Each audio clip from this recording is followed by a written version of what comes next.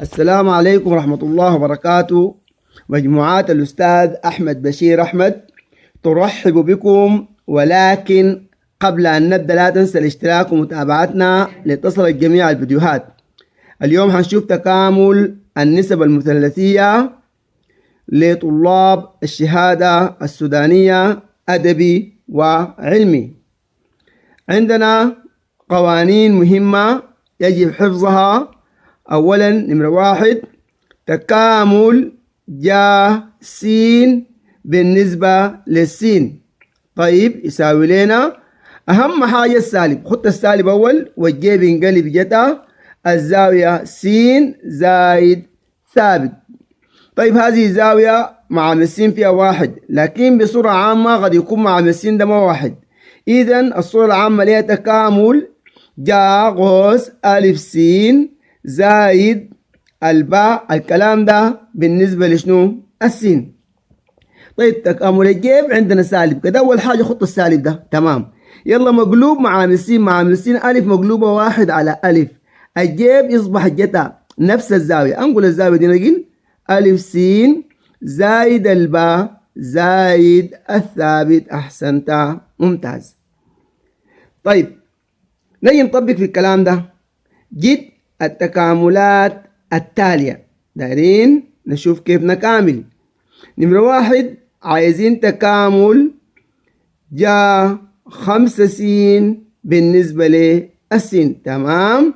أول خطوة خط السالب حق التكامل بتاع الجيب، خط السالب أول حاجة. طيب مع السين كم؟ 5، أقلبه هيكون 1 على 5. إذا مقلوب مع السين هو 1 على 5. الجيب بيصبح شنو؟ جتا. يا سلام يا سلام، ممتاز. يبقى جتا نفس الزاوية، الزاوية متغيرة اللي هي منو؟ 5 س. فيري جود، برافو عليك. وزيد الثابت. يا رائع، ممتاز. نتحول لمثال آخر. في المثال ده بيقول في با جد دايرين تكامل جا 2 س ناقص 1. الكلام ده بالنسبة لشنو؟ للسين. تمام. ده الحدين، الحد الأول نكامله براه والحد الثاني براه. يجيب 2 س مقلوب مع السين اللي هو هدي خط السالب أول، ويجيب المقلوب اللي هو 1 على 2 اللي هو نص، يعني خط السالب أول، ومع السين ب2 نقلب ويبقى نص، والجيب يصبح جتا نفس الزاوية، الزاوية ما تغيرها اللي هي منو؟ 2 س ناقص الواحد تكامله بشنو؟ بالسين. الواحد تكامله بالسين، وأهم حاجة أزيد الثابت. تمام، ممتاز. نجي للقانون الثاني 2 عايزين تكامل جتا س بالنسبة للسين. طبعا تكامل الجتا موجب، ما بنكتب الموجب. يلا بنقلب الجتا شنو؟ جيب، والزاوية تظل ثابتة كما هي لأنه مع السين 1 زائد الثابت. يلا تعال نعمم بصورة عامة. مع السين ممكن يكون ما 1 غير الواحد. يبقى في هذه الحالة تكامل جتا ألف س زائد الباء. الكلام ده بالنسبة للسين. تمام. يلا يساوي لنا مع السين كم؟ ألف، أقلبه هيكون 1 على ألف. الجتا بنقلب جتا بنقلب جيب الجتا نفس الزاوية. يلا حتكون 1 على ألف جا ألف س زائد الباء زائد الثابت. طيب نجي نشوف الكلام ده في مسألة يا سادة يا كرام. جينا التكاملات التالية. عندنا عايزين مننا في ألف تكامل 4 س، الكلام ده زائد جتا كم؟ أيوة جتا 3 س. الكلام ده بالنسبة للسين، كل عندنا كاملة بالنسبة للسين. أمسك الحد الأول وهو 4 س زي ما اشتغلناها المرة اللي فاتت، هتكون 4 س أس 2 على 2، يعني 4 على 2 س أس 2. فيري جود، برافو عليك، ممتاز، أحسنت. يلا هنا مقلوب مع السين، مع السين كم؟ 3، أقلبه هيكون 1 على 3. يلا الجتا هيصبح شنو؟ يصبح جا نفس الزاوية 3 س وزيد الثابت زائد ث. يلا يا سادة يا إكرام نبسط 4 على 2. يلا أقسم فوق البسط على 2. 4 على 2 بكم؟ ب2. و2 على 2 بكم؟ ب1. ممتاز. يا تصبح الإجابة النهائية عندنا 2 س تربيع زائد 1 على 3 جاء 3 س. الكلام ده أزيد له الثابت زائد الثابت. إذا ما بنستعجل، نركز على معامل السين. إذا قد يكون معامل السين ده ما هو واحد الصحيح. نجي لبا في مثالنا الثاني. دايرين تكامل 3 جتا 4 س ناقص 4 جا 3 س. الكلام ده بالنسبة لسين حدين نفس الحد الأول براو اللي هو عندك الثلاثة خلاها في مكانها معامل السين 4 اقسمها على 4. 3 على 4 معامل السين. أحسنت ممتاز. الجتا يصبح جيب، أقل الجتا جيب تبقى جاء نفس الزاوية. الزاوية كما هي اللي هي منه 4 س. برافو عليك ممتاز. ناقص عندنا الجيب بالسالب وعندنا سالب برا، سالب السالب موجب. يلا 4 ثابتة على معامل السين كم؟ 3. يلا والجيب تكامله بشنو؟ بالجتا نفس الزاوية اللي هي منو؟ 3 س. بطل ممتاز زائد الثابت زائد الثابت. عندنا في 3 عايزين تكامل، نجيب نحفظ قانون تكامل قا تربيع س بالنسبة لس. نحفظ القانون بيقول تكامل القا تربيع س بالنسبة لس بيساوي لنا ض س زائد الثابت. ض س زائد الثابت. تعال نعمم بصورة عامة. دايرين تكامل قا تربيع ألف س زائد الباء. الكلام ده بالنسبة لمنو؟ بالنسبة للسين. تمام 100 ممتاز. يساوي لنا مقلوب معامل السين 1 على ألف. فيري جود. يلا الضاء نفس الزاوية. الزاوية هذا متغيرة اللي هي منو؟ ألف س زائد الباء. الكلام ده زائد الثابت. طيب نجي نشوف أمثلة على القانون رقم 3 والتعامل مع تكامل القاء تربيع. جد عندنا تكامل قا تربيع. تكامل قا تربيع 7 س زائد 5. التكامل بالنسبة لس. أنا هنا عندي حدين يعني ما عندي زاوية واحدة، عندي حدين. الحد الأول قا تربيع 7 س تكامله 1 على 7 ضا نفس الزاوية ضا 7 س. انت بطل ممتاز. يلا زائد 5 حد براها تكاملها ب5 س. أحسنت. وأزيد الثابت اللي هو زائد الثابت. نجي للقانون رقم 4 تكامل قتا تربيع س. الكلام ده بالنسبة لس هي لاحظ معامل السين 1 يبقى القتا في سالب. أهم حاجة عندي السالب، خد السالب. طيب يلا قطع يصبح شنو؟ ضطا س زائد الثابت. تمام. يلا بصورة أشمل قطع تربيع أي زاوية ألف س زائد الباء. طبعا السين أسها 1 طبعا. الكلام ده بالنسبة للسين. يلا حنيجي نخط السالب أول حاجة في الغطاء. خدتين السالب. يلا مقلوب معامل السين 1 على ألف لأنه معامل السين بألف مقلوبة 1 على ألف. والغطاء يصبح ضطا. الزاوية ما بتتغير، الزاوية كما هي ألف س زائد الباء. والكلام ده أنا هزيد له شنو؟ أزيد له الثابت. يلا يا سادة يا كرام نطبق في الكلام ده. جد التكاملات التالية. عندنا مسائل نجيب منها شنو؟ التكاملات. نمرة ألف أنا عايز أجيب تكامل 2 قطع تربيع س. الكلام ده ناقص 3 جتا 2 س. الكلام ده بالنسبة لس. طيب عندي حدين، أمسك الحد الأول براو. يلا القطع عنده سالب وعندي 2 برا تبقى سالب 2. طيب والزطا والقطع بينقلب زطا. قطع تربيع تكامله بالزطا نفس الزاوية. طيب تمشي هناك سالب 3 على معامل الس بكم؟ ب2. برافو عليك على 2. الجتا بينقلب جيب نفس الزاوية، الزاوية متغيرة اللي هي منو؟ 2 س. فيري جود زائد الثابت. إذا سالب 2 ضطا س ناقص 3 على 2 جاي 2 س زائد ثابت. في با دايرين تكامل قطع تكامل قطع تربيع س ناقص جا زاوية فيها غوص 3 س. شوف دي الزاوية كلها، دي كلها زاوية غوص 3 س ناقصها. الكلام ده بالنسبة للسين. المسألة دي وردت في امتحان شهادة سودانية حيثها ثابت. عندنا حدين، امسك الحد الاول قطع تربيع س، ده قانون تكامله بشنو؟ بسالب الزطا. تمام تمام ممتاز، تبقى سالب زطا س. تمام. يلا عندنا جيب فيه سالب، يلا سالب السالب يبقى موجب، يلا حيكون عندي موجب. والجيب ينقلب شنو؟ مقلوب مع عامل س. 1 على 3 1 على 3 مقلوب مع عامل س، والجيب اقلبه لنا شنو؟ جتا. الزاوية ما تغيرها، خليها زي ما هي اللي هي شنو؟ 3 س ناقص الهاء، واقفل الغوص.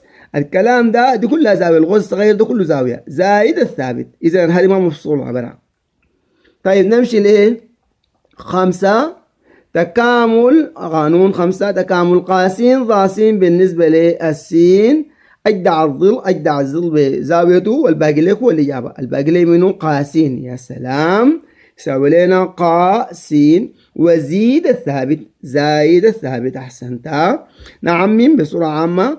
تكامل قا ألف سين زايد الباء ضاء ألف سين زايد الباء ضاء ألف سين زايد الباء. الكلام ده بالنسبة لمنو؟ للسين. طيب عندي أجدع الظل بزاويته ومقلوب مع السين 1 على ألف 1 على ألف، وخدت الغاء بزاويته قا نفس الزاوية متغيرة.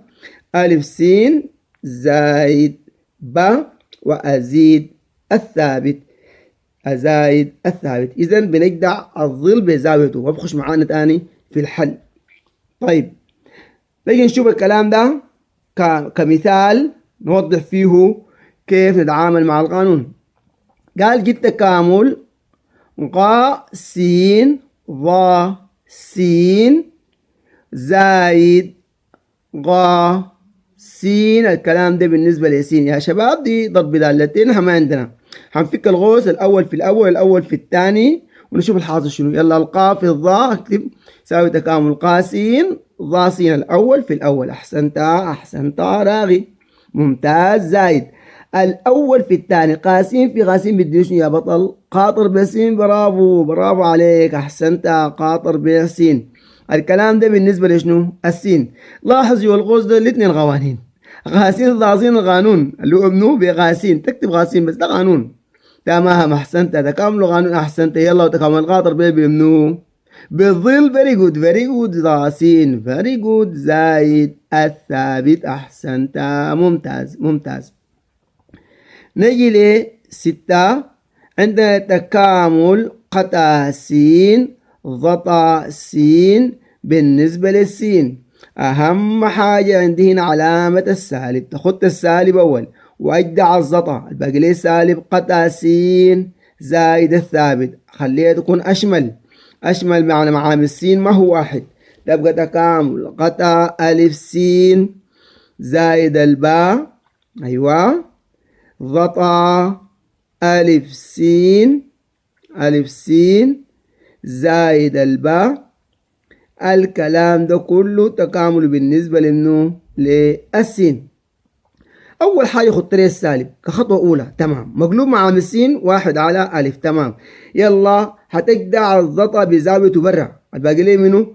قطع ألف س زائد الباء زائد الثابت.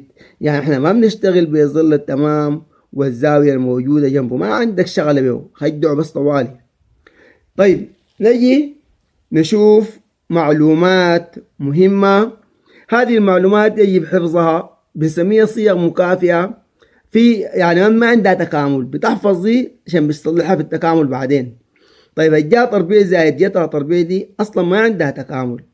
يلا دي بنخد محلها، قال لقيتنا في امتحان نخد محلها واحد ونكامل الواحد. يعني بنحفظ الكلام ده كده انه جا تربيع زائد جا تربيع بتساوي واحد، ما بكاملوها. شوف الجا تربيع نمرة 2 عندنا جاء تربيع السين ما عندها تكامل، عندها صيغة مكافئة لها. الصيغة هي نص. تحفظ الكلام ده كويس، يعني ما بنكامل جاء تربيع، بنكامل الصيغة المكافئة دي. تحفظها تخطها محل الجاء تربيع، هتبقى عندك نص قوس 1 ناقص جتا 2 س. هتيجي تكامل دي لو طلب منك تكامل الجاء تربيع. 3 الجتا تربيع س ما عندها تكامل، تقوم تكتب تكامل بعدين تخط الصيغة المكافئة مكانها اللي هي منو؟ نص. تحفظ الكلام ده حفظ. نص قوس 1 زائد جتا 2 س. إذا الجتا تربيع س ما عندها تكامل، نكامل الصيغة المكافئة لها. الكلام ده بيحفظوه. 4 عندنا جتا تربيع س ناقص جا تربيع س. قبيل في واحد كان زايد، هنا قلبناها شنو؟ قلبناها ناقص. طيب جتا تربيع س ناقص جا تربيع س ما عندها تكامل، تاخد محلها جا 2 س. دي الصيغة المكافئة لها، بنكامل بعدين جتا 2 س. جتا 2 س. امشي معاي ل 5 جا 2 س. طبعا ده قانون، جا 2 س بيساوي لنا 2 جا س جتا س. يعني نحن 2 جا س جتا س دي كان لاقتنا، ناخد محلها جا 2 س. نمشي لمنو؟ ل6. عندنا ضا تربيع س. ضا تربيع س دي ما عندها تكامل، عندها صيغة مكافئة تاخدها هي وتكاملها اللي هي منو؟ قا تربيع س ناقص 1. تاخد محلها قا تربيع س ناقص 1 وتكاملها عادي. كذلك في 7 عندنا الضتا تربيع س. ماله يا شباب؟ ما عنده تكامل، ناخد الصيغة المكافئة له منو؟ قطع تربيع س ناقص 1. إذا لو جابوا لي قالوا لي كامل الزتا تربيع س ما عندها تكامل، بجدعها وبخد محلها قطع تربيع س ناقص 1. نكامل الصيغة المكافئة. نستمر في المعلومات المهمة ونجي ل8. عندنا جاء ألف جتا باء. ضرب دالتين ما عنده. يلا هنا ما في 2 خط نص، وفي 2 ما في مشكلة، ما خط النص. إذا 2 ما في خطين ونص، يبقى جاء المجموع الزاويتين، أجمع الزاوية الأولى والثانية ألف زائد الباء. إذا النص جاء ألف زائد الباء، زائد جاء الفرق بين الأولى والثانية، جاء الفرق ألف ناقص باء اللي هو ألف ناقص باء. إذا دي الصيغة المكافئة لجاء ألف جتا باء. 9 جتا ألف لو عكسنا جتا أول والجيب بعده جتا ألف جاء باء ما بتتكامل، ما عندها تكامل. خط الصيغة المكافئة عليها دي نص. ليه قلنا نص؟ لأنه ما في 2 برا، يعني ما مكتوب 2 جتا ألف جاء باء، عشان كده قلنا شنو؟ قلنا نص. نص جاء المجموع أجمع الزاويتين، جاء ألف زائد الباء، ناقص جاء أطرح الزاويتين، الزاوية الأولى ناقص الزاوية الثانية اللي هي ألف ناقص باء. الكلام ده بالنسبة لشنو؟ للصيغة المكافئة دي حنكاملها هي، ما حنكامل الجزء مدينا اليوم. شوف ليه جتا ألف جتا بدي ما عندها تكامل، تحفظ الصيغة المكافئة ليها نص. ليه قلت نص؟ لأنه ما مكتوبة برا 2، لو في 2 ما بنكتب نص. طيب جتا المجموع أجمع زاويتين ألف زائد الباء، زائد جتا الفرق أطرح الزاوية الأولى ناقص الزاوية الثانية ألف ناقص باء بالنسبة لسين. دي صيغ مكافئة هي اللي بتتكامل، الصيغة المكافئة دي نحن بنكاملها هي. 11 عندنا جاء ألف جاء باء، هنا ما في 2 خط النص، لو في 2 ما تخط النص، ما في داعي للنص، خط النص. يلا هتبقى جتا عندها صيغتين دي. الصيغة الأولى لها جتا الفرق أولا اللي هي ألف ناقص بالزاوية الأولى ناقص الزاوية الثانية، ناقص جتا مجموع الزاويتين ألف زائد الباء بالنسبة للسين. طيب في طريقة لها أخرى، يعني في صيغة أخرى لرقم 11 دي وبرضه صحيحة ونفس الإجابة، اللي هي بيقول شنو؟ سالب نص، عشان تمشي بالمجموع مجموع فرق زي النمط ده. سالب النص خط السالب برا. جت المجموع أول زي أخوات الفوق ديلك، المجموع أول أيوة ناقص جتا الفرق اللي هو بين شنو؟ الأولى ناقص الثانية، الأولى ألف ناقص الثانية. الكلام ده بالنسبة لمنو؟ للسين. دي بنسميها صيغ مكافئة، بنحفظها عشان نكملها، ما بنكامل الشيء جبناه ولا ده. نجي لأمثلة. قال جد كل مما يلي. نمرة ألف عايزين تكامل ضا تربيع سين بالنسبة للسين. الظل تربيع ما عنده تكامل. خط الصيغة المكافئة تكون حافظها. خط الصيغة المكافئة خطها لنا منه. يلا غا تربيع سين. يا سلام عليك يا راغب. غا تربيع سين ناقص واحد. إذا نحن هنكامل الصيغة المكافئة للظل تربيع، ما بنكامل شنو الظل تربيع نفسه. طيب يلا تكامل القا تربيع ده قانون بضاه السين، وتكامل الواحد بالسين تبقى سهل بالسين وأزيد الثابت. إذا ركز أنه أنا جبت الصيغة المكافئة أول ثم كاملتها. نمرة با عايزين تكامل جا 2 سين مقسومة على جا تقعيب سين. الكلام ده بالنسبة للسين. يا سادة يا كرام حيكون عندي تكامل جا 2 سين ده قانون اللي هو بيساوي شنو؟ 2 جا سين جتا سين. برافو عليك بطل ممتاز. 2 جا سين جتا سين ممتاز أحسنت. الجا تقعيب دي عبارة عن جا سين في جا تربيع سين. كويس جدا. ليه يا أستاذ قلت يا سين في جا تربيع سين؟ عشان أختصر جاسين مع ياسين دي عشان تعرف بس اختصار جا كيف. بس تعال أختصر جاسين مع ياسين. يبقى عندي 2 برا الباقي لي من 1 في الجتا سين. 1 في جتا سين على المقام جا تربيع سين دي هي جاسين في جاسين. جاسين في جاسين. الجا تربيع دي معناها جيب مرتين. طيب يلا 2 تكامل. شوف فوق اطلع فوق. ايوه شوف دي. يا سلام. الواحد على الجاب يديك شنو؟ القتا. برافو غتا سين احسنت.